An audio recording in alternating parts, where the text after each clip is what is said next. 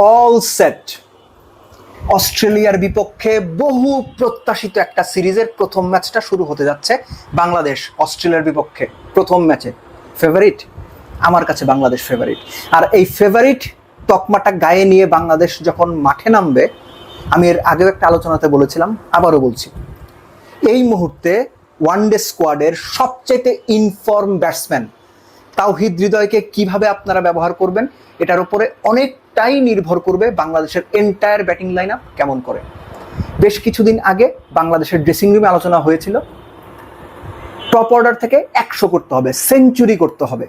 তাওহিদ হৃদয় সেই সেঞ্চুরির পসরা, রান করার পসরা, রানের ফোয়ারা ছুটিয়ে গেছেন ঢাকা প্রিমিয়ার ডিভিশন ক্রিকেট লিগে এবং স্পেসিফিক্যালি 4 নম্বর পজিশনে।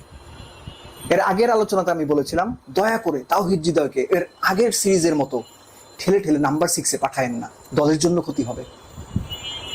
তাওহিদ হৃদয়কে টেনে ওপরে তুলেন না, দলের জন্য ক্ষতি হবে। নাম্বার 4 অথবা নাম্বার 5 লিটন তাওহিদ হৃদয় অদল বদল করে একজন 4 একজন 5-এ খেলতে পারে, কিন্তু এই দুজনকে 4-5 থেকে সরায়েন না।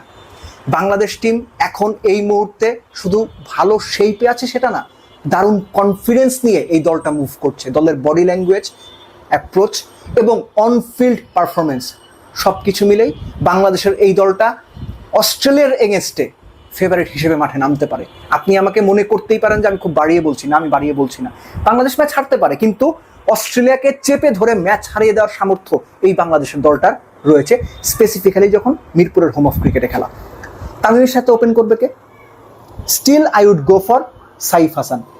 Right hand left hand combination তো বটেই, একই সঙ্গে সাইফ সবশেষ প্রিমিয়ার ডিভিশনের ম্যাচটাতেও 90+ রানের একটা ইনিংস খেলে গেছেন, ফর্মে ফেরার আভাস কিছুটা হলেও দিয়েছেন। তারপর গ্র্যাজুয়ালি ঠিক যেভাবে ব্যাটিং লাইন আপ সাজানো হয় সেভাবেই আপনারা যাবেন বলেই প্রত্যাশা করি। মোসাদ্দেককে নেওয়া হয়েছে, পারফর্মার ক্রিকেটার, প্রিমিয়ার লিগে দুর্দান্ত ফর্মে ছিলেন, তাকে যে জায়গাতে প্রিমিয়ার লিগে খেলানো হয়েছে, যে জায়গাতে তিনি পারফর্ম করেছেন, ওই 6 নম্বর পজিশনেই তাকে ফিনিশারের রোলটা দিয়ে খেলান। অর্থাৎ যে যে রোলে পারফর্ম করে গিয়েছে 50 ওভারের ক্রিকেট থেকে, তাকে ওই রোলটাই দেন। অদল বদল করতে যাবেন, মাইন্ড সেট আপ চেঞ্জ হয়ে যাবে, ডিস্ট্র্যাক্ট হবে ক্রিকেটাররা, ব্যাটাররা। পজিশন বদলে দেওয়ার ফলে তাদের মনোজগতে পরিবর্তন হতে পারে, খেলার অ্যাপ্রোচে পরিবর্তন হতে পারে, প্রস্তুতির জায়গার ঘাটতি নিয়ে তারা মাঠে নামতে পারে। এই কাজটা করা যাবে না।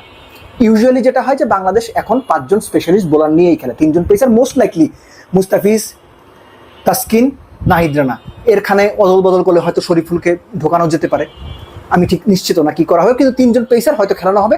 রিশাদ থাকবেন, মিরাজ, সাথে আপনার বেটার অপশন হিসেবে মুসাদ্দেক তো রয়েছেনই। মুসাদ্দেক দুর্দান্ত অফ স্পিন করেন, এটা আমরা জানি। তো সব মিলে বাংলাদেশের এই দলটার প্রপার পোটেনশিয়াল রয়েছে অস্ট্রেলিয়াকে ম্যাচ হারানোর। তবে সেই ম্যাচটা সহজ যে হবে না এটা বোধহয় আমরা মনে করতেই পারি। এবং আরও একটা বিষয় ইম্পর্টেন্ট হয়ে ওঠে, সেটা হচ্ছে যে অস্ট্রেলিয়া বা যে কোনো বড় টিম ওপেনিং, ফিনিশিং কিংবা স্লগের সময়টা, পাওয়ার প্লে সময়টা কীভাবে ইউজ করে, কীভাবে পাওয়ার হিটিং করে, দ্রুত রান বের করে, এগুলো তো আমরা দেখে অভ্যস্ত। মিডল ওভার্সের যে বিষয়টা, এই মিডল ওভার্সে কিন্তু অস্ট্রেলিয়া খুব খুব ডিস্ট্রাকটিভ এবং ডেঞ্জারাস। বাংলাদেশকেও ওই রোলটা প্লে করতে হবে, এবং এই রোল প্লে করার জন্য তাওহিদ হৃদয়, লিটন, মোসাদ্দেক, এই 3 জনের চাইতে বেটার অপশন এই মুহূর্তে বাংলাদেশেই নাই। স্পিনারদের হ্যান্ডেল করা, প্রয়োজনে প্রত্যেক ওভারে একটা করে বাউন্ডারি বের করার চেষ্টা করা, স্ট্রাইক রোটেট করা, অর্থাৎ মিডল ওভারে অন্তত 20টা ওভারে 120 বলে 110 থেকে 130টা রান করা, তাদের এই সামর্থ্যটা আছে। তারা প্রুভেন এই জায়গাটাতে, প্রিমিয়ার লিগে তারা এভাবেই খেলে গেছেন।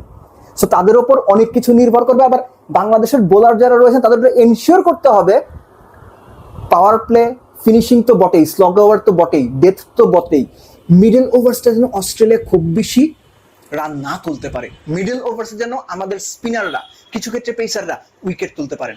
অস্ট্রেলিয়ার সঙ্গে ম্যাচ খেলতে গিয়ে স্ট্র্যাটেজিক্যালি যত কম ভুল করা যায়, ট্যাকটিক্যালি অস্ট্রেলিয়াকে যত রকমভাবে প্যাচে ফেলা যায় কিংবা চাপে ফেলা যায়, এগুলো এনশিওর করতে হবে। So good luck Bangladesh. অস্ট্রেলিয়ার বিপক্ষে প্রথম ম্যাচটা জিতে আপনারা সিরিজ শুরু করবেন, সেটা মনে প্রাণে প্রত্যাশা করি, বিশ্বাস করি এবং আশা করি। বাংলাদেশের কোটি কোটি ক্রিকেট ভক্ত তাকিয়ে আছেন মাইটি অজিদের বিপক্ষে। বাংলাদেশ প্রথম ম্যাচটা জিতে টপ নচ পারফরমেন্স করে সিরিজটা শুরু করবে। গো বাংলাদেশ, গুড লাক বাংলাদেশ।